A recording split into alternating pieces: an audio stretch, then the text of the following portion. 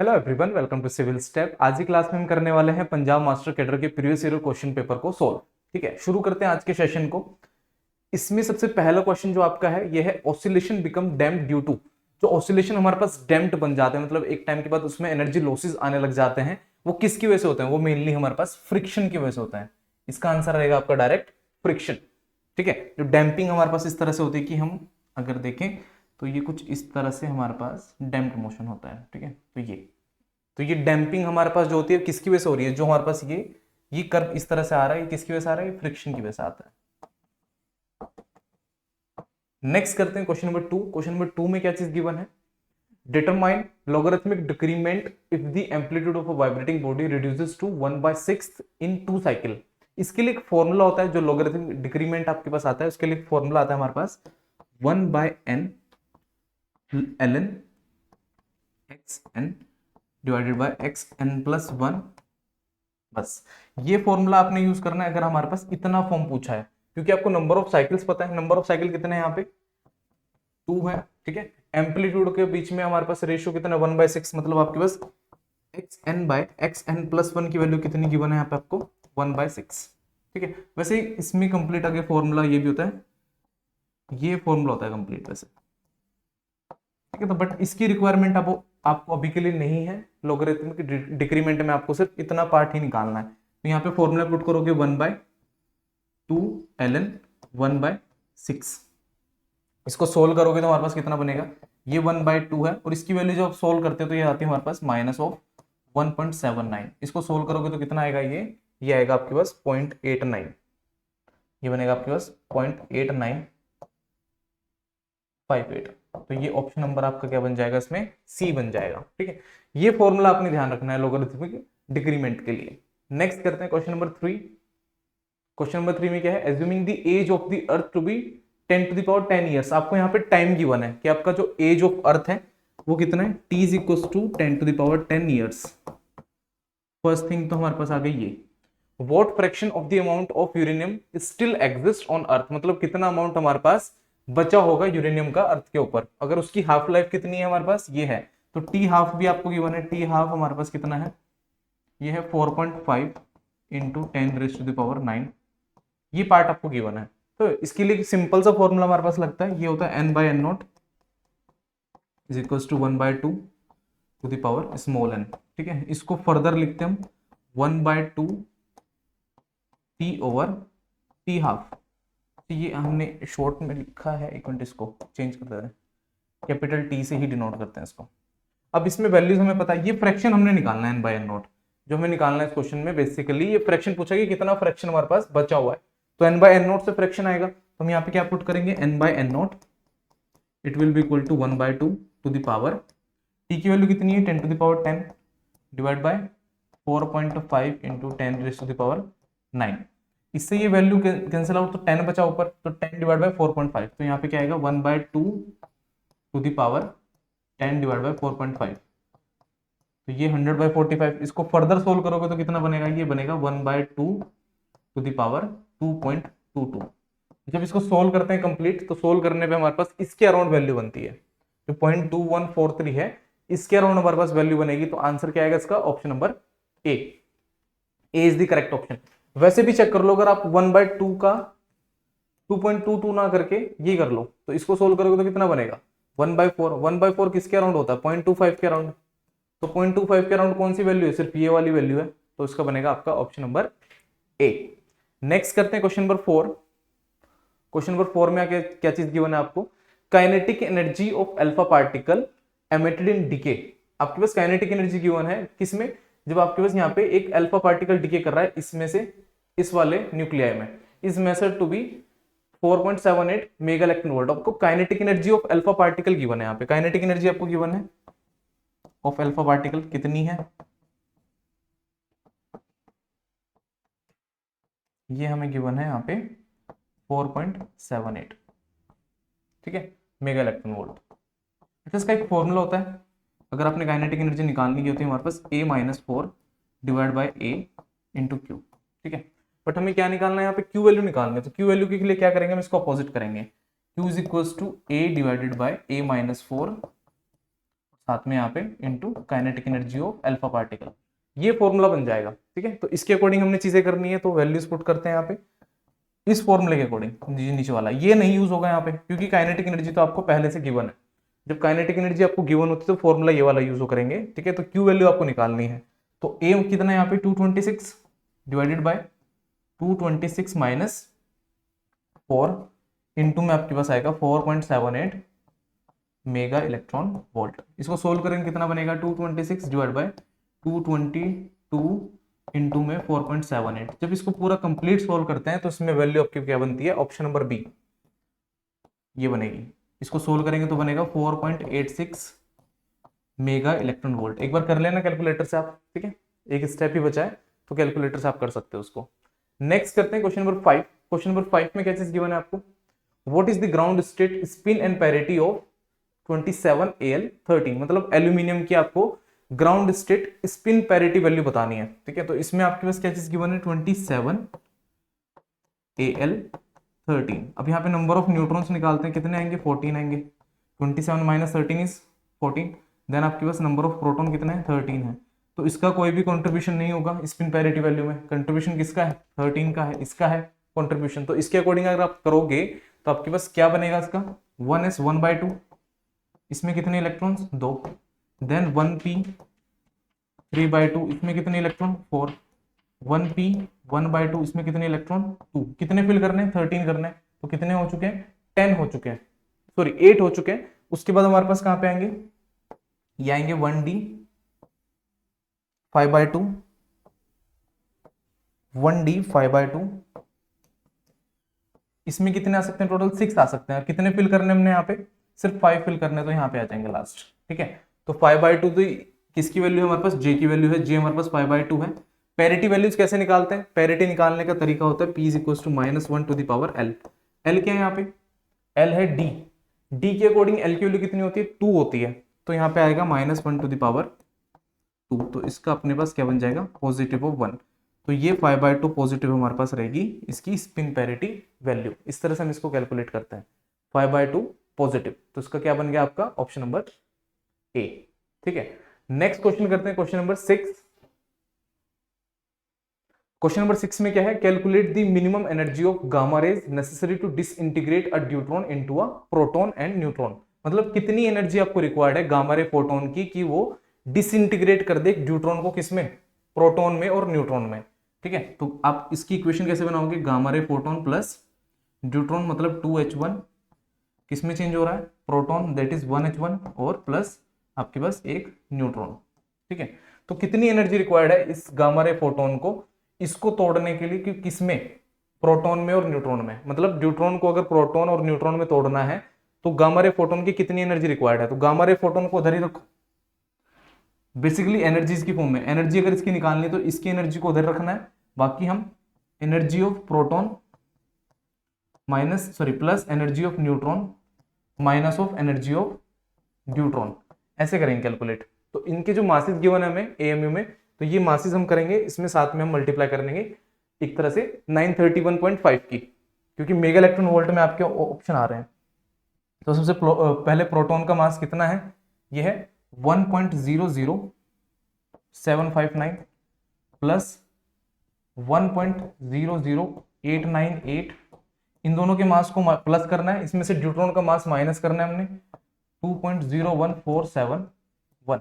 अच्छा, जब इन दोनों को आप ऐड करोगे तो ये वैल्यू हमारे पास इससे ज्यादा आएगी। ठीक है, इनका डिफरेंस चेक करना, डिफरेंस को मल्टीप्लाई करना है हमने किससे 931.5 से। ठीक है, तो आपका यहाँ पे डायरेक्ट आंसर बन जाएगा ऑप्शन नंबर बी। एक बार चेक करना है आपने, क्या करना है, सिंपली आपने इन दोनों को ऐड करना है, इन दोनों वैल्यू को ऐड करो, उसमें से ये माइनस करो, जो भी डिफरेंस आएगा 1 पॉइंट समथिंग आएगा उसको आप 931.5 से मल्टीप्लाई कर दो, तो आपका आंसर आ जाएगा। तो इसका आंसर बनेगा आपका ऑप्शन नंबर बी। नेक्स्ट करते हैं question number 7। Nuclear cross section has dimensions of, जो न्यूक्लियर क्रॉस सेक्शन होता है उसकी डायमेंशन किस चीज की होती है, वो डायमेंशन रखता है हमारे पास एरिया की। ठीक है, 10⁻⁻28 मीटर स्क्वायर, ये हमारे पास होते हैं न्यूक्लियर क्रॉस सेक्शन की यूनिट। एक तरह से वैल्यू भी हमारे पास इसी रेंज में रहती है, और हमारे पास इसको क्या बोला जाता है, इसको बोलते हैं 1 बान। ठीक है, तो आपके पास न्यूक्लियर क्रॉस सेक्शन की हमारे पास यूनिट किसकी रखता है एरिया की, और हमारे पास आता कितना है ये नेक्स्ट करते हैं क्वेश्चन नंबर 8। क्वेश्चन नंबर 8 में क्या है, in Young's double slit experiment two coherent sources of intensity ratio of 64:1 produce interference fringes, calculate the ratio of maximum and minimum intensity. सबसे पहले तो आपको पता होना चाहिए कि आपके पास इंटेंसिटी का रिलेशन कैसे आता है एम्पलीट्यूड के साथ। Intensity is directly proportional to amplitude square. ठीक है, अगर यहाँ पे हम I1 अपॉन I2 चेक करते हैं तो ये बनेगा A1 square divide bye A2 square. और हमें रेशियो किस चीज का गिवन है, इंटेंसिटी का रेशियो गिवन है, मतलब I1 I2 हमें रेशियो में गिवन है। I1 रेशियो I2 कितना है हमारे पास 64:1। निकालना क्या हमने यहाँ पे I max by I minimum, ये रेशियो फाइंड आउट करना है। ठीक है, तो इसके लिए क्या करेंगे, सबसे पहले यहाँ पे A1 बाय A2 निकाल लेते हैं। A1 और A2 में रिलेशन पता होना चाहिए, तो ये हम under root of I1 bye I2, I1 I2 की वैल्यू कितनी है 64/1। इसको सोल्व करोगे कितना बनेगा यहाँ पे, ये बनेगा 8/1। तो हमारे पास A1 बाय A2 किसके इक्वल आ गया 8/1। तो A1 is equal to 8 times of A2। Amplitude वाला काम हमने कर लिया। ठीक है, A1 हमारे पास क्या है 8 टाइम्स ऑफ A2, और A2 तो हमारे पास सिंपली A2 ही रहेगा। ठीक है, अब हमने I max और I minimum का फॉर्मूला लगाना है, I maximum divide by I minimum, इसमें आपके पास आता है square root of A1 square plus A2 square divide by A1 square minus A2 square. ये फॉर्मूला होता है इसका। ठीक है, इसमें वैल्यूज हमने पुट करनी है बस। जैसे A1 स्क्वायर, अगर A1 स्क्वायर की बात की जाए, A1 कितना है आपके पास, A1 आपके पास है 8 टाइम्स ऑफ A2। तो A1 स्क्वायर मतलब आप क्या करोगे, इसका स्क्वायर तो यहाँ पे आएगा आपके पास 64, A2 स्क्वायर प्लस हमारे पास सिंपली A2 स्क्वायर तो साथ में रहेगा ही रहेगा। ठीक है, इसमें हम चेक करते हैं नीचे हमारे पास क्या बनेगा A1 माइनस A2। अच्छा, A2 की वैल्यू एक मिनट चेक करते हैं, A2 कितना है, कुछ तो मिस्टेक हुआ है। A2 स्क्वायर ये बनेगा यहाँ पे 64,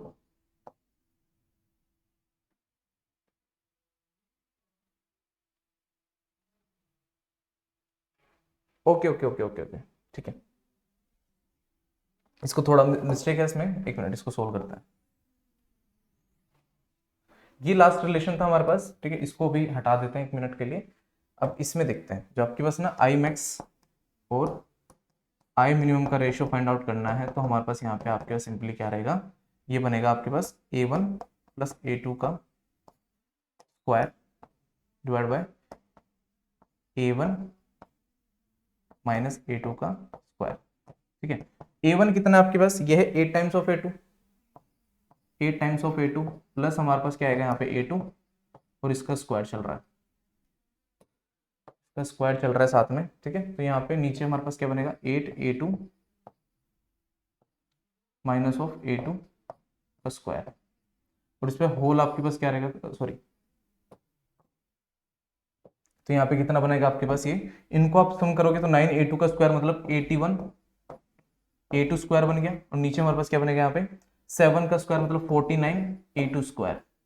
A2 स्क्वायर से A2 स्क्वायर गया तो कितना आंसर बना आपका 81:49, 81:49। कौन सा ऑप्शन बन रहा है, ऑप्शन नंबर सी बन रहा है। ठीक है, क्योंकि इंटेंसिटी का अगर आपने रेशियो निकालना है एम्पलीट्यूड के टर्म में, तो हमारे पास वो क्या होता है डायरेक्टली प्रोपोर्शनल टू एम्पलीट्यूड का स्क्वायर, तो यही फॉर्म बनेगी इसकी। ठीक है, ये वाले फॉर्म है, पहले जो स्क्वायर रूट वाली फॉर्म थी वो गलत है, वो नहीं आएगी, तो उसका बनेगा आपका answer option number C. Next करते हैं question number 9, which of the following waves can not be polarise, इनमें से कौन सी वेव ऐसी है जो पोलराइज नहीं कर सकते। एक्चुअल में जो पोलराइज नहीं हो सकती वेव्स वो होती है longitudinal, longitudinal waves can't be polarised. Longitudinal wave को पोलराइज नहीं कर सकते, क्योंकि ये जिस डायरेक्शन में वेव ट्रेवल करती है उसी डायरेक्शन में हमारे पास ये एक तरह से होती है। देखो लॉन्गिट्यूडनल वेव क्या होती है, देखो डायरेक्शन ऑफ वेव प्रोपोगेशन अगर ये है, मतलब वेव आपकी इस डायरेक्शन में जा रही है, तो ये इसी डायरेक्शन में ऐसे वाइब्रेट करते हैं ऐसे, तो ये हमारे पास पोलराइज नहीं हो सकती। और इसमें से एग्जांपल कौन सा आ रहा है, साउंड वेव्स। साउंड वेव्स हमारे पास क्या होती है लॉन्गिट्यूडनल वेव, तो इसका आंसर आ जाएगा ऑप्शन नंबर सी, क्योंकि ये हमारे पास सेम डायरेक्शन में, जैसे वेव हमारे पास जिस डायरेक्शन में ट्रेवल करती है उसी डायरेक्शन में ये हमारे पास वाइब्रेट करते हैं, इसलिए ये पोलराइज नहीं हो सकती। ठीक है, नेक्स्ट करते हैं question number 10। Question number 10 wait wait wait wait, अच्छा स्किप करते हैं, रुको।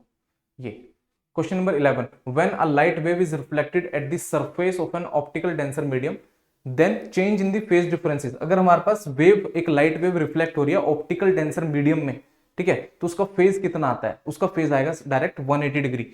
180 डिग्री के फेज शिफ्ट से हमारे पास वो जाती है, ठीक है, इसका फेज शिफ्ट हमारे पास क्या होता है? 180 डिग्री। डायरेक्ट थ्योरी वाला क्वेश्चन है, तो इसका आंसर बनेगा आपका ऑप्शन नंबर सी, पाई। ठीक है, फेज शिफ्ट कितना आता है इसका? पाई का। नेक्स्ट करते हैं question number 12, Which vapor lamp is usually used as source of light to demonstrate Newton's rings experiment? Newton's ring experiment में कौन सा हमारे पास इसमें लैंप यूज किया जाता था? उसको बोलते हैं sodium vapour lamp. Sodium vapour lamp, जिसमें फ्रिंजेस बनाते थे, ठीक है, किया होगा एमएससी में आपने, ठीक है। तो सोडियम वेपर लैंप हमारे पास होता, तो ऑप्शन नंबर बी में दिख रहा है सोडियम, ठीक है। ये फ्रिंजेस पैटर्न, ये फ्रिंज पैटर्न ऐसे कुछ होता था, ठीक है। ये तो थोड़ा आपके पास रोटेट कर रहा है, इस तरह से नहीं होता था। फ्रिंज हमारे पास डिक्रीज और इंक्रीज होते थे, जिससे हम कैलकुलेट करते सब चीज। नेक्स्ट करते हैं question number 13, diffraction is the result of. जो डायफ्रैक्शन हमारे पास होता है बेसिकली किसका रिजल्ट होता है? ये हमारे पास इंटरफेरेंस का रिजल्ट होता है, जिसमें सेंट्रल विड्थ मैक्सिमम वगैरह निकालते हैं। तो ये किसका रिजल्ट है आपके पास? इंटरफेरेंस का। तो ये हमारे पास जो बाद में स्क्रीन के ऊपर बन रहा है, ये एक तरह से इंटरफेरेंस का ही पैटर्न है। इसमें बस क्या होता है कि इंटेंसिटी डिक्रीज हो जाती है। जो आपका सेंट्रल फ्रिंज है उसकी इंटेंसिटी लार्जेस्ट रहती है, फिर हमारे पास डिक्रीज करती जाती है, ठीक है इंटरफेरेंस का ही, ठीक है। तो रिजल्ट किसका है? ये इंटरफेरेंस का है, ऑप्शन नंबर सी बनेगा इसका। नेक्स्ट करते हैं question number 14, what principle is responsible for the fact that certain sunglasses can reduce glare from reflected surfaces? ठीक है, मतलब जो हम सन ग्लासेस पहनते हैं उसमें ग्लेयर कैसे रिड्यूस होता है? कौन सा फैक्टर होता है जो उसको ग्लेयर को रिड्यूस कर रहा है? तो उसमें से जो आपका रिड्यूस करता है ग्लेयर को, वो होता है आपके पास पोलराइजेशन, ठीक है। पोलरॉइड्स भी आपने सुना होगा, तो पोलराइजेशन बेसिकली हमारे पास होता है, ठीक है। तो ये आपने याद रखना है। जो आपके पास सन ग्लासेस होते हैं उसमें आपको एक तरह से चमक क्यों नहीं आती? अगर कोई सरफेस है, कोई शाइनी सरफेस है, अगर आपको उससे एक तरह से रिफ्लेक्शन नहीं पड़ रहा है, रिफ्लेक्शन पड़ेगा तो मिनिमल होगा, कम कर देगा रिफ्लेक्शन को। जो एंटी ग्लेयर ग्लासेस होते हैं, सन ग्लासेस, वो इसीलिए यूज किए जाते हैं। तो उसमें आपके पास क्या होता है? पोलराइजेशन। ये प्रिंसिपल है, वर्किंग प्रिंसिपल।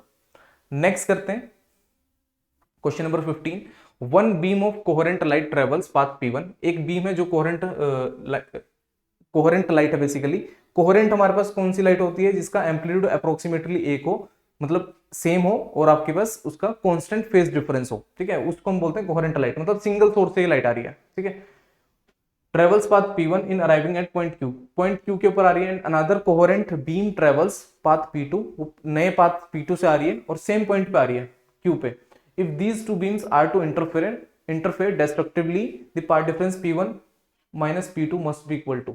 जो पाथ डिफरेंस आता है डेस्ट्रक्टिव इंटरफेरेंस में, वो आता है हमारे पास an odd number of half wavelength, an odd number of half wavelength. ये चीज आपने याद रखनी है, ठीक है, ये चीज है आपने याद रखनी है। ये हमारे पास कुछ इस तरह का होता है, D sine theta equal to M plus half by lambda. ये हाफ इंटीग्रल हो गया यहाँ पे, ठीक है। तो ये हमारे पास क्या है? डेस्ट्रक्टिव इंटरफेरेंस का एक तरह से फॉर्मूला हो गया, ठीक है। तो इसमें आ गया ऑप्शन नंबर ए। नेक्स्ट करते हैं question number 16, two light sources are said to be coherent. ये मैंने अभी भी बताया आपको, दो लाइट सोर्स को हम कोहेरेंट कब बोल सकते हैं? अगर उनकी वेवलेंथ उनका एम्पलीट्यूड हमारे पास अप्रोक्सीमेटली सेम हो और उनके बीच में एक कांस्टेंट फेज डिफरेंस हो, ठीक है। तो ये कंडीशन होती है, are of the same amplitude and maintain a constant phase difference. तो इसका बनेगा ऑप्शन नंबर सी। नेक्स्ट करते हैं क्वेश्चन नंबर 17। क्वेश्चन नंबर 17 में क्या बोला जा रहा है? अ डायफ्रैक्शन ग्रेटिंग हैज 4000 लाइन पर सेंटीमीटर। सबसे पहले आपको एक डायफ्रैक्शन ग्रेटिंग की वन है जिसमें आपके पास 4000 लाइन पर सेंटीमीटर है। तो सबसे पहले डी की वैल्यू निकाल लेते हैं। डी कितना आएगा यहाँ से? ये आएगा 1/4000। सेंटीमीटर में है ना, तो ऐसे लिखेंगे इसको, ठीक है। सेंटीमीटर नीचे है, वेट पर सेंटीमीटर है ना, अच्छा पर सेंटीमीटर, तो सेंटीमीटर ऊपर आएगा, सॉरी, ठीक है, ऐसे ही है। अब यहाँ पे 1/4 को अलग कर लो और यहाँ पे 10⁻³ ऊपर चला जाएगा, सेंटीमीटर में चल रहा है। तो 1/4 मतलब कितना आ जाएगा? 0.25। यह आ जाएगा 0.25 इंटू 10⁻³ सेंटीमीटर। अगर आप इसको मीटर में कन्वर्ट करना चाहो तो 2.5 इंटू 10⁻⁶ मीटर। ये आपके पास बन जाएगा डी का वैल्यू, ठीक है। डी हमने निकाल लिया। अब फॉर्मूला क्या होता है हमारे पास? ये होता है D sine theta is equal to M lambda, और निकालना क्या है हमें, वेवलेंथ निकालना है ना, तो लैम्डा इज इक्वल टू क्या हो जाएगा यहाँ से, ये होगा D sine theta divide by M. D की वैल्यू कितनी निकाली हमने, 2.5 इंटू 10⁻⁻6, साथ में आएगा साइन 36, इसकी वैल्यू अप्रोक्स कितनी आती है 0.58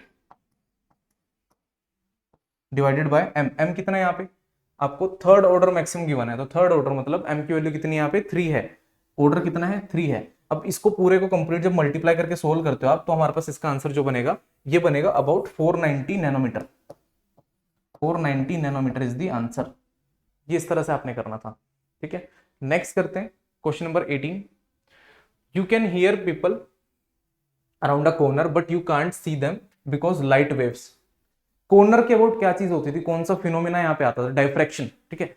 जो एजेस होती हैं उससे आपका डायफ्रैक्शन होता है। देखो साउंड आपके पास क्या होती है ना, साउंड की जो वेवलेंथ है हमारे पास बहुत ज्यादा होती है with respect to the wavelength of light, तो इस वजह से हमारे पास क्या है कि हम चीजों को सुन सकते हैं, मतलब कॉर्नर से कोई चीज अगर हमारे पास हो रही है डायफ्रैक्ट, तो उसको हम सुन सकते हैं, देख नहीं सकते, ठीक है। तो ये क्यों है, क्योंकि जो हमारे पास लाइट वेव्स होती हैं वो क्या होती है, शॉर्टर होती हैं वेवलेंथ में विद रिस्पेक्ट टू साउंड, तो wavelength of sound is much much greater than wavelength of light. ये चीज आपने याद रखनी है। इस कंडीशन की वजह से हमारे पास डायफ्रैक्शन में दिक्कत आती है। तो हमारे पास क्या है, आप देख सकते हो, सॉरी सुन सकते हो, देख नहीं सकते, ठीक है। नेक्स्ट करते हैं question number 19। Consider a light wave of intensity I naught incident on a polarizer and made to pass through analyzer such that their transmission axis make an angle 45 degree. मतलब एक पोलराइजर लगा हुआ है, उसके बाद फिर हमारे पास एक एनालाइजर लगा हुआ है, दोनों की जो ट्रांसमिशन एक्सिस है उसकी एक्सिस है उसमें एंगल कितना दिया है बीच में इनके 45 डिग्री का, ठीक है। तो यहाँ पे आपके पास क्या है, what will be the intensity of light coming out of analyser. सबसे पहली बात, अगर पोलराइजर से हमारे पास लाइट पास कर रही है, सबसे पहले अगर हमारे पास आई नॉट इंटेंसिटी की है तो ये हाफ हो जाएगी, 50% ही बचती है, तो कितना हो जाएगा यहाँ पे आई नॉट बाय 2, पहली चीज। अब ये फर्दर ये वाली लाइट हम कहाँ पास कर रहे हैं, ये पास कर रहे हैं हम एक तरह से एनालाइजर से, और कितना एंगल है बीच में 45 डिग्री का, तो मेलस लो क्या बोलेगा यहाँ पे, I is equal to I naught cos square theta, ठीक है। अब एंगल कितना है 45 डिग्री, तो आई नॉट साथ में और कोस स्क्वायर थीटा मतलब 45 डिग्री, कोस 45 इज 1/√2, तो यहाँ पे क्या आएगा आई नॉट इंटू में 1/√2 का स्क्वायर, तो कितना आ जाएगा यहाँ पे, आई नॉट की वैल्यू कितनी थी हमारे पास, ये जब पोलराइजर से पास करी थी आई नॉट बाय 2, तो यहाँ पे आपके पास इसको आई बोल देता है फिर, या फिर छोड़ो आई नॉट बाय 2 और साथ में आपके पास यहाँ पे 1/2, तो कितना हो जाएगा ये आई नॉट बाय 4, ठीक है। तो इसका आंसर बनेगा आपका ऑप्शन नंबर सी। पहले पोलराइजर से जब पास करते हैं तो हाफ हो जाती है, ठीक है, 50% इंटेंसिटी ही बचती है।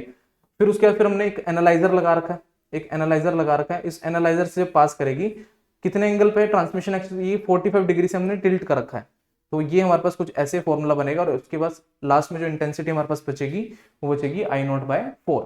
नेक्स्ट क्वेश्चन करते हैं, question number 20। If I is a unit vector along east, east direction में अगर हमारे पास यूनिट वेक्टर कितना है आई कैप, डायरेक्शन बनाते हैं पहले, तो ये हमारे पास होगी ईस्ट डायरेक्शन, ये नॉर्थ हो गई, ये साउथ हो गई, और ये हमारे पास हो गई waste.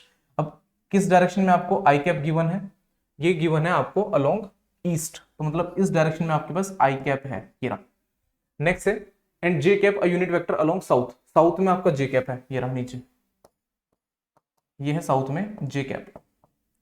What is the unit vector along south east, south east किधर है, ये रहा, ये निकालना है आपने, ठीक है। सबसे पहली चीज, अगर आपके पास एक आई कैप है, एक आपके पास जे कैप है, तो हमेशा याद रखना कि आपके पास यहाँ पे इन दोनों का जो आपके पास मैग्नीट्यूड आएगा, ठीक है, कितना आएगा 1/√2, जब आप इनको एक तरह से वेक्टरली आउट ऐड करोगे, तो 1/√2 वाला ऑप्शन कहाँ दिख रहा है आपको, सिर्फ ऑप्शन नंबर ए है।